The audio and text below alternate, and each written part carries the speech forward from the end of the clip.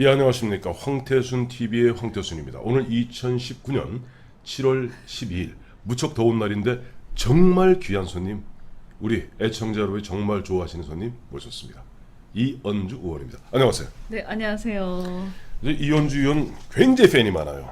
정말요? 네, 우리 이언주 좋습니다. 의원하면 진짜 자유, 네. 민주, 네. 보수, 찌질하다. 찌질하다. 찌질하다. 찌질하다. 그래서 정말 톡톡 바른말 잘하는 용기 있는 부산의 아가씨? 아줌마? 아줌마. 아줌마. 엄마. 엄마. 네. 자, 우리 이현주 의원, 안 그래도 제가 좀 관심을 가졌던 것이 최근에 보니까 이번 7월 22일이죠. 다음 주군요. 7월 22일 월요일 날 보니까 출판 기념회를 하세요. 네. 책이, 근데 책 제목이 상당히 이른바 섹시합니다. 잘 지었나요? 네. 이현주, 나는 왜 싸우는가? 네. 나는 왜 싸우는가? 이거 보니까 아주 사진도 잘 나왔어요. 네, 이게 책 그 표지하고 같습니다. 아, 책 네. 표지가 이렇게 나오나요? 네, 책 표지. 네. 이렇게 해서 이언주. 그리고 이렇게 보면 나는 왜 싸우는가? 자, 우선 하나 여쭤보겠습니다. 네. 누구랑 싸우세요?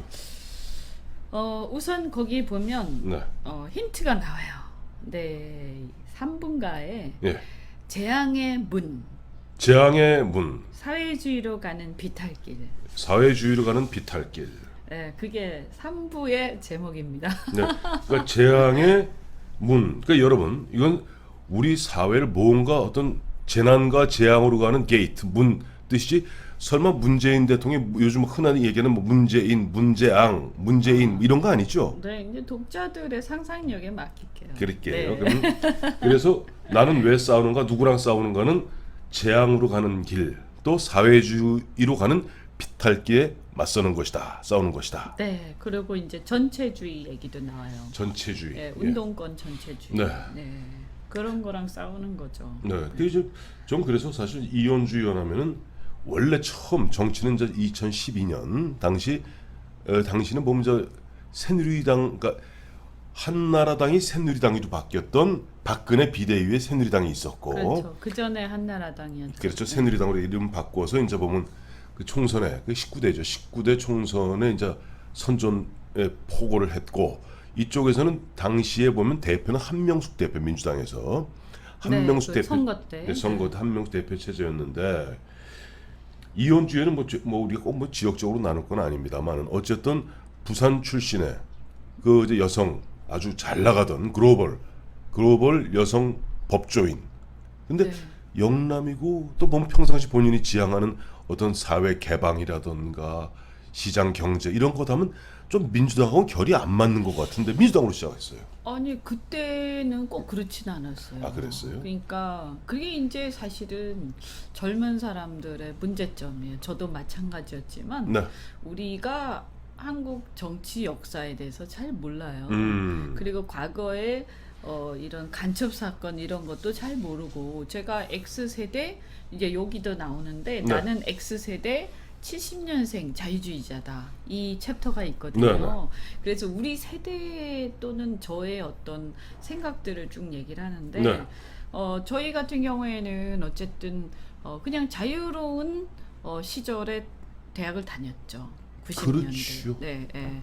물론 뭐 거기도 한총련 이런 사람들이 있었지만 네. 그 굉장히 소수화돼 있었고, 그렇죠. 그때 유행했던 게 서태지와 아이들. 제가 서태지 그 팬이었어요. 광팬. 네. 광팬. 우리 이제 이 의원이 91학번인가요? 91학, 네네, 91학번. 이게 네. 뭐냐 이겁니다. 91학번이니까 이제 보면 이현주의 이게 뭐 여성 그 생년을 밝혔으면 죄송합니다. 네. 72년생이고 네네네. 91학번이니 91년이 뭐냐니까 지구상에서 소련이 멸망하던 해입니다. 바로 그거예요. 네. 즉 사회주의의 종주국이라는 소련이 15개로 끝났어요. 쪼개지면서 러시아니 뭐 등등등 5개 쪼개주고 사회주의가 거의 패망한 상태. 그렇죠. 그러다 보니까 그 당시 이른바 이제 흔히 요즘 보면 뭐 청와대를 틀어주고 있는 운동권, 네. 386 운동권이라는 친구들이 멘붕에 빠져 있던 상태입니다. 그렇죠. 사실 그래서 네. 잠시 활동이 소강 상태였을 거예요. 그렇죠. 네. 예, 그런데 이 의원 같은 경우 91학번으로 해서 쭉 가다 보니까 가장 자유로운 시대. 그 우리나라 같은 경우도 그야말로 가장 풍요롭던 시절. 그렇죠. 가장 잘 나갈 때 풍요롭고 자유롭고 네. 세계화. 그렇죠. 세계화, 그래 글로벌리제이션 이래가지고 네. 우리는 대학 다닐 때요. 네. 우리 때부터 아마 배낭여행이 시작됐을 맞아요. 거예요. 배낭여행입니다. 네, 네. 배낭여행이 시작됐던 네, 게 네. 노태우 말기, 김영삼 초기부터 시작해서 맞아요. 막 불기. 그래서 그때 막 학교 다닐 때 네. 여름 방학 때 어디 가냐? 네. 배낭여행 간다. 뭐 어느 나라 가냐? 뭐 돈은 어떻게 알바를 해서 어떻게 한다. 뭐 이런 걸 잔뜩 얘기했죠. 그렇죠. 네, 네, 네. 자, 이제 그런 어떤 자유로운 시대였기 때문에 어떻게 보면은 앞서 말씀하신 대로 이른바 386 운동권이라든가 그다음 집요하게 우리나라 그 좌파들의 네. 어떤 본질에 대해서 잘 몰랐을 수가 있죠. 네, 그러니까 좀 순진하게 생각했죠. 저희는 네, 네. 사실은 민주화를 지지를 했어요. 네. 왜냐하면 어쨌든 기질상 네. 군사 정권하고 맞진 않았거든요. 그렇죠. 자유로운 세대니까. 네. 그러니까 군사 정권하고 맞진 않았고 어쨌든 민주화를 지지를 하고 고등학교 때, 네. 중고등학교 때 그때 네. 일어났으니까. 그리고 그 이후에 이제 자유화가 되면서 네. 당연히 이제 자유로운 세상이 열릴 거라고 생각하고 네. 그 당시에 이제 뭐 그 전에 80년대 학번들이 뭐 학생 운동했다 하는 건 아니 그 다 옛날 얘기지. 공산주의, 사회주의 다 옛날 얘기지. 이미 다 멸망했는데 망했는데 뭐. 말이 돼? 이렇게 생각을 했죠. 네. 오히려 이제 또 일부 이제 뭐라고 해야 되죠? 뭐 뭐라고 해? 신좌파라고 해야 되나? 네. 그래가지고 뭐 동성애 요새 본 PC라고 그러죠. 네. 예, 그런 게 좀 있긴 했었어요. 네, 그렇죠. 자, 네. 이제 그런 어떤 자유로움 속에서 자랐던 우리 이언주 학생은 드디어는 네. 이제 변호사가 되고 또 그것도 변호사에서 일반 우리 국내 뭐 형사소송 이런 게 아니라 기업 네. 임원으로 변신하게 됩니다. 그래서 제가 찾아봤더니 2008년에 36살 나이에 S-오일 상무가 돼요. 네. 그게 보니까 30대 기업 최연소 임원입니다. 네, 네. 그러면서 이제 뭐랄까 아까 말씀하신 글로벌리제이션 되는 세계화된 그다음에 우리나라가 결국 살기 위해서는 이와 같은 교역과 무역이 절대적으로 필요할 수밖에 없는 것이다. 네, 네, 네. 자, 여기서 이제 네. 앞서는 이제 본인 이제 쭉 옛날 네, 소개 좀 네, 했고요. 네. 그다음에 그 성장 배경 말씀하셨는데 지금 보면 이제 국회에서 보니까 포럼을 2개를 끌고 계시더라고요. 네, 네. 자유민주 포럼하고 시장경제 살리기 연대. 네. 자, 이것이 보면 사실은 우리 이현주 의원이 좀 추구하는 바 그야말로 우리 대한민국의 정체성과 딱 맞아떨어지는 게 두 의미. 시장경제, 네. 자유민주주의. 예, 예. 그다음에 시민단체로는 이제 행동하는 자유시민 네. 대표라고 계시는데, 자 이제 그와 같은 이현주 의원의 이제 본격적으로 정책적인 부분에 대해서 좀 말씀을 드리겠어요. 네. 지금 보면 우리 한국과 일본 간의 무역 전쟁은 네. 사실 서로 대포만 안 쏘아지 전쟁이거든요. 네, 맞습니다. 심각하죠 지금. 네. 네. 근데 어제든가요, 그제든가요, 그죠? 문재인 대통령 대기업 총수 30명 청와대로 불러놓고 그러면 다 되는 건가요? 정말 저희가 만약에 네. 지금 기업에 있었으면 네. 아마 열불이 났을 것 같아요. 열불이. 그렇죠. 네. 뒤집어 엎고 싶었을 겁니다. 네. 거기 가서 뭐 말하고 싶었겠어요, 기업인들이? 그럼 뭐 자기들이 사고를 친 거 아닙니까? 사실은 기업인들하고 아무 상관없는 이슈잖아요. 그렇죠. 이 시작이. 예. 그런데 국가 간의 외교 관계, 정치 관계 이런 것 때문에 문제가 불거지기 시작했는데 네. 사실은 불거진 것도 그렇지만 그 이후에 네. 해결할 수 있는 시간들이 있었는데 네. 이 정부가 방치했단 말이에요. 저는 고의적으로 방치했다 이렇게 보거든요. 고의적으로 방치했다. 네, 알면서 이렇게 될 줄 몰랐나요? 저는 제가 네. 사실은 참 아이러니하게도 그 책에 이런 내용이 나와요. 일본의 소재 우리나라 그 책을 하면 나는 왜 싸우는가 7월 22일 나옵니다. 아니 이 안에도 이거 예. 제가 한 1년 동안 썼는데 네. 벌써 작년 말 올해 초에 그걸 쓰면서 그게 들어가 있더라고요. 네, 네. 그러니까 우리나라의 전자제품, 반도체, 핸드폰, 디스플레이 이런 것들이 다 소재와 부품이 핵심적인 게 일제인데 네. 일본하고 이렇게 사이가 나빠져서 문제가 생기면 네. 일본이 수출에 조금이라도 중단을 시키는 날에는 우리한테 심각한 타격이 온다는 거 알고 있냐? 네. 이런 얘기가 저에게도 있어. 그러니까 사실은 저 같은 그냥 기업에 조금만 있었던 사람들도 다 예상할 수 있는 네. 것들이었거든요. 네, 네. 그런데 지금 보면 2월 달인가 1월 달인가 올해 네. 일본이 이번에 이 배상 판결 문제를 가지고도 그렇고 여러 가지 이제 네. 한일 관계가 심각하니까 네. 협의체를 만들자. 양국 간에. 그러면 1월일 겁니다. 네. 1월일 거예요. 올해 초였어요. 올 초예요. 그런 얘기를 했어요. 근데 우리가 사실상 무시했죠. 그냥 뭉갰죠. 그게 아마 이번 7월 18일 아마 저 한도일 겁니다. 시한일 겁니다. 그래서 네. 보면 일본에서는 자 너희들이 지금 작년에 보면 대법원에서 내린 참고로 이현주 의원은 변호사이기도 합니다. 그 판결에 대해서 너희들이 보면 우리 좀 보면 신일본 제철 등에 대해서 이러고 저러고 하는데 우리 다르다. 그렇다면 1965년 한일 간에 맺어진 당시 협정에 따라서 중재 위를 설치하자. 그 중재의 설치 시한이 7월 18일이고 7월 18일까지 우리 정부가 거기에 대해서 현재 무시하고 있습니다만 넘어가는 순간 일본은 2차 공습에 들어옵니다.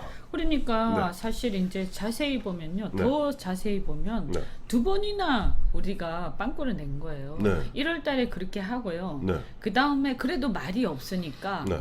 5월 달인가 이제 제 3자가 참여하는 중재위원회를 설치하자. 양국을 얘기를 했다가 우리가 네네. 말이 없으니까 자 그러면 아마 뭐 제3국이 참여를 하면 비교적 객관적으로 되니까. 네. 그렇게 했는데 지금 두 번째 이제 지금 빵꾸 내는 중인 거거든요. 네네. 아니 그리고 기본적으로요. 시한이야 7월 말이 7월 18일이라도 네네. 뭐 사실은 그건 시한이고 네. 벌써 얘기한 지가 1월 달에 한번 얘기 나오고 네. 5월 달에 나왔으면 네. 그걸 가지고 뭔가 액션이 있었어야 되는 거 아닙니까? 기본적으로 국가 간에. 액션이 네? 있었잖아요. 강경화 장관은 좌시하지 않겠다. 문재인 대통령은 보면 우리가 이렇게 기업이 당한다면 우리는 뭐 특단의 조치를 내리겠다. 무슨 특단의 조치를 우리가 내릴 수 있나요? 그리고 이게 지금 아니 양국 간에 물론 일본도 손해겠죠. 네. 그렇지만 우리가 훨씬 더 심대한 타격을 입는 것이고요. 이런 것들에 대해서 저는 경제 분야의 관료들이 보고를 안 했겠습니까? 했을 거라고요. 네. 네, 그런데 아마 무시한 거죠, 이들이. 그러니까 제가 애초에 강경화 장관은 네. 외교장관 자격이 없는 사람이었어요. 네네. 우리를 둘러싼 이 열강들의 각축과 이 각각의 이해관계나 역학관계 전혀 이해하지 못하는 네. 정말 그냥 국제 구호단체에서 일하면 딱 되는 정도 수준이거든요. 네네. 그래서 제가 처음부터 될 때부터 이 사람은 지금 현재 우리나라의 외교를 책임질 만한 역량이 없다라고 하면서 강력하게 비판했어요. 지금. 네. 그래서 여성이라서 뭐 한다 이러길래 여자라고 이런 거를 하고 이게 말이 되냐, 네. 그죠? 그리고 이게 문재인 대통령은 제가 보니까 네. 고의범이에요, 고의범. 네, 고의범. 그냥 무능해서 그런 게 아니고요. 네. 알면서 상관 안 하는 거예요. 경제라든가 국민들 먹고 사는 거 이런 거 네. 이분은 기업 이런 거 안중에 없어요. 제가 안 그래도 보면 우리 이번에 이현주 의원님 그 책 아직 발매는 안 됐죠. 네, 다음 주 말. 네, 예. 이게 대충 보면 아까 이제 보좌진한테 제가 부탁해서 약간 시놉시스를 봤어요. 그래서 봤더니 우리 이 의원이 굉장히 걱정하시는 게 뭐냐니까 우리 사회가 그야말로 사회주의로 가고 있다고 단정적으로 거의 말씀하시더라고요. 네, 네. 뭐냐니까 사회주의의 핵심이 뭐냐 이겁니다. 사회주의 핵심은 우리가 지금 현재 문재인 정부에서 이루어지고 있는 거죠. 즉 세금 왕창 뜯어다가 네. 배급하는 겁니다. 네, 맞아요. 그 얘기를 갖다 지적하셨더라고요. 네, 문재인 아까 조금 전에 말씀하셨던 지금 문재인 대통령과 문재인 정권의 핵심들은 이번에 일본과의 전쟁도 사실은 의도적으로 고의범이라는 표현을 쓰셨는데 네, 미필적 고의 정도 될 겁니다. 그래요. 그러니까 한미일 삼각 동맹을 깨고 어떻게 보면 우리 민족끼리 잘 사는 나라를 만들기 위해서 네. 이렇게 어떻게 보면 일본하고 의도적으로 충돌을 갖다가 조장 내지 방조하지 않았냐 그런 의심 갖고 저는 계십니다. 그렇게 오히려 그래서 일본이 저렇게 나와주니까 자기들은 내심 네. 야 우리가 바라던 바다 이렇게 생각할 겁니다. 네. 그래서 국민들을 선동하고 부추겨서 봐라 일본과 우리는 원수다. 그래서 경제가 나빠지는 것도 일본한테 덮어 씌울 거예요. 제 생각에는. 이야, 그거 아마 문재인 정부에 그렇게 우리 이현주 의원이 지금 지적하시는 대로 그런 사람들이 있다면 그 사람 천재입니다. 왜? 자기들이 나라 경제 다 망쳐놓고 나중에 누구한테 덤탱이를 씌워야 될 거 아니에요. 네. 그 덤탱이를 갖다가 봐라 일본에 보면 이러고 저러고 하면서 지금 보면 뭐 은근히 보니까 시민단체 또 뭐 일본 불매 운동도 하면서 벌써 그러고 있죠. 네. 감정적으로 계속 이른바 옛날 최장식 교수가 얘기했던 편협한 민족주의로서 보면 불을 지르고 있는데 결국 보면 지금 이재용 삼성 부회장 같은 경우 좀 불이 나도록 온 세계를 일본을 뛰어다니고 있지 않습니까? 네, 정말 진짜 마음이 아프죠. 그걸 네. 보면. 네.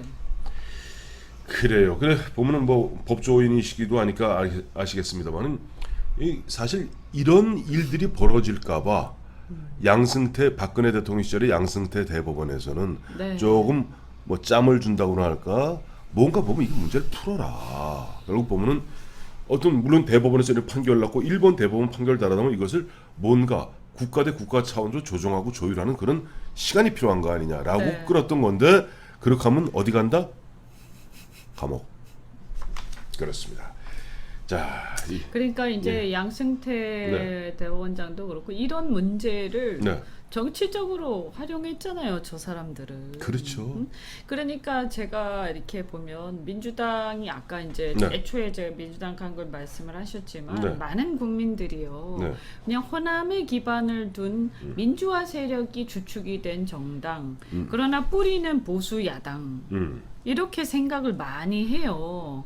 여전히. 왜냐하면 과거에 그 한민당인가 뭐 이렇게 하면서 그렇지. 보수 야당이거든요. 그렇죠. 인천 김성수, 조병옥 그죠? 신이지 다 맞죠. 네, 그럼요. 그 사람들이 무슨 사회주의자들이에요. 근데 DJ 때 이제 일부 들어왔던 젊은 피 수혈로 들어왔던 운동권들이 또아리를 틀기 시작해서 네.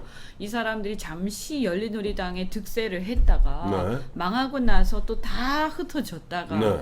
본격적으로 문재인 당대표 시절하고 예. 이제 그 전에 이제 2012년도 한명숙 대표 때 조금씩 들어오기 시작하다가 그렇죠. 문재인 당대표 시절부터 완전히 전면화되거든요. 그게 2015년입니다. 네, 그러면서 이제 저도 당내 갈등이 저 같은 사람들하고 극단적으로 흘러가죠. 안 맞죠? 절대 같이 할 수 없죠. 예, 저는 제가 보수 중에서 이제 권위주의적인 보수에 대해서는 약간은 반감을 갖고 있어요. 네. 세대 차이도 있고요. 그렇지만 그렇다고 해서 내가 사회주의자나 전체주의자는 아니거든요. 민족 근본주의자는 더더욱 아니고 우리 그렇죠. 글로벌한 세대이기 때문에 그렇죠. 무슨 소리 하는 거야. 일본에 맨날 놀러 가고 하면서 과거는 과거고 지금은 지금이고 네. 일본의 자유민주주의 일본과 군국주의 일본은 엄연히 다른 것이고 그렇죠. 그리고 지금은 우리 입장에서 보면 북한이나 중국이 전체주의 국가잖아요. 맞죠. 네. 그리고 북한은 신정 국가고요. 그렇죠. 저런 나라에 비하면 그래도 일본이 여러 가지 좀 가끔 이상할 때가 있지만 그래도 큰 틀에서는 우리랑 동지죠. 그죠? 네, 큰 근데 틀에서. 동지였지요. 근데 네. 알고 봤더니 동지가 아니었고 불구 대체로 원수였다는 것이 지금 문재인 정부가 주장해왔던 것이고 그것이 지금 이제 입증되고 있다고 주장하는데 네.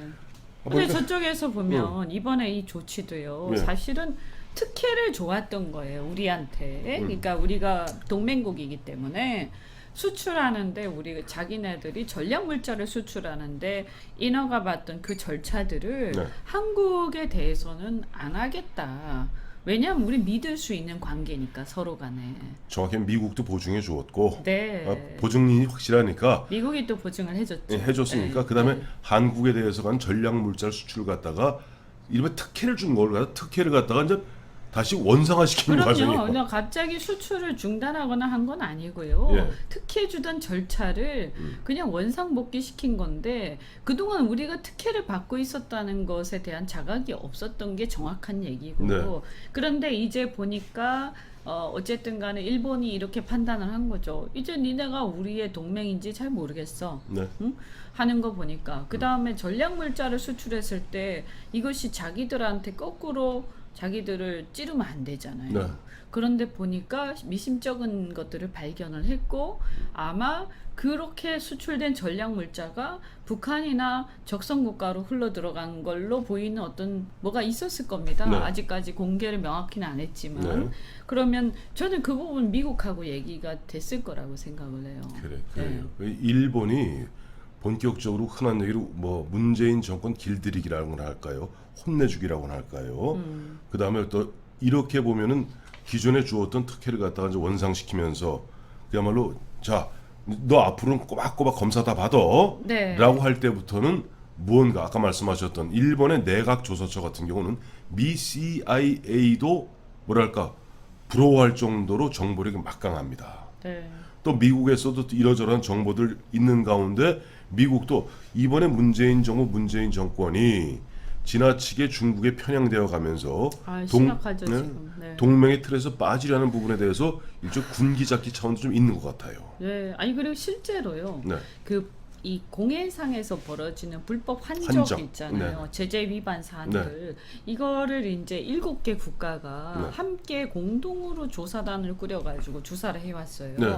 근데 원래 옛날에는 대한민국도 일원이었을 거예요. 네. 그런데 이 7개 국가에 우리나라는 빠져 있어요. 지금 빠져 있고 이게 사실은 보면 미국 동맹국들에 의해서 구성돼 있는데 그렇죠. 중국이나 북한을 감시하는 거거든요. 어떻게 보면 특히 북한을 감시하는 건데 여기에서 사실은 우리가 주도를 해야 되고 우리가 빠지니까 일본이 주도를 해버려요. 이 모임을. 그러니까요. 네, 그러면서 일본 해군이 사실상 동부가 동아시아 내지는 아시아 태평양 지역에 이 공해상의 어떤 경찰 국가로서의 역할을 원래 미국이 하는데 미국이 일일이 다 하기 어렵지 않습니까? 이쪽 지역에서 일본이 사실상 제가 보면 거의 대리인 같은 역할을 하더라.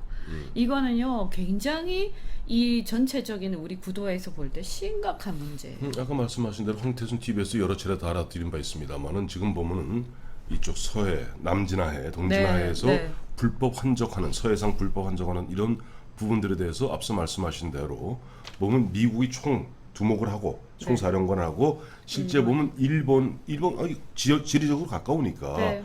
일본의 해상 자위대등에서 7개 국가가 오스트레일리아 등 프랑스까지 개입되어 있습니다. 프랑스까지 그럼요. 와서 프랑스까지 와 있었죠. 와서 지금 그 갖다 일종의 뭔가 해상 그 검색을 하고 있는데 우리 해군과 해경은 쏙 빠져 있습니다. 그러니까 이게 원래 우리가 주도를 하든 최소한 일본하고 공동 행동을 하든 했었어야 되는데 이렇게 되면 외교라는 게요. 이런 것들이 쌓여서 결정이 되는 그렇죠. 거거든요. 그러면 뭐 하겠어요? 그 해군들이 일본을 중심으로 해서 미국, 프랑스, 영국 이런 어떤 그 인맥들 내진 네트워크가 가동을 할 거 아닙니까? 그렇죠. 긴밀하게 이것이 이제 협력을 해 나가면서 이런 것들이 하나둘씩 모여가면서 그 나라의 사실은 국력을 외교력을 결정을 하는 거거든요. 그러니까 제가 보면 한심하기 짝이 없고요. 우리가 일본이 만약에 옛날 역사를 우리가 잊지 말자라고 한다면 그럴 때 우리가 주도하고 오히려 일본하고 어깨를 나란히 하고 그렇죠. 이래야 되는데 참 그런 재밌는 게 중국에서는 옛날에는 자기들도 일본하고 이제 전쟁을 했으니까 그렇죠. 우리랑 같이 박근혜 정부까지만 해도 같이 일본 반일 감정 중국도 같이 했었거든요. 그렇죠. 그래서 뭐 난징 대학살이니 뭐니 막 했었는데 요새 보세요. 중국이 조용해요. 일본한테 꼼짝 못해요. 그리고 일본이 우길기를 이거를 세워가지고 우길기를 달고 상행과 뭔가 그 우리 저 관함식을 가도 중국이 아무 말도 안 하잖아요. 그 이유가 뭐냐? 일본이 미국의 대행을 많이 하는 그런 역할이 돼버리니까 그만큼 이쪽 지역에서 일본의 위상이 커져버린 겁니다. 참 그런 가운데 보면 앞서 말씀하신 대로 우리 대한민국의 정부의 대한민국 호를 갖다가 항해하고 있는 선장, 항해사, 갑판장 이들 모두가 아까 극단적 민족주의에 푹 빠져 있는 386 운동권 이 선수들이 거기에 보면 아까 굉장히 좋은 말씀해 주셨는데 문재인 대통령은 아는지 모르는지 최소한 미필적 고의라도 뭐 몰랐다고 그럼 말이 안 되는 그건 몰랐다면 무능한 거죠. 대통령이. 그렇게 어떻게 보면 나라를 갖다가 어떤 수렁과 나락으로 빠뜨리는데 이 부분이 앞으로 이제 보면은 또 뭐 내년 총선도 있고 또 2년 반, 3년 후에 대선도 있고 뭔가 보면 평가를 받겠죠.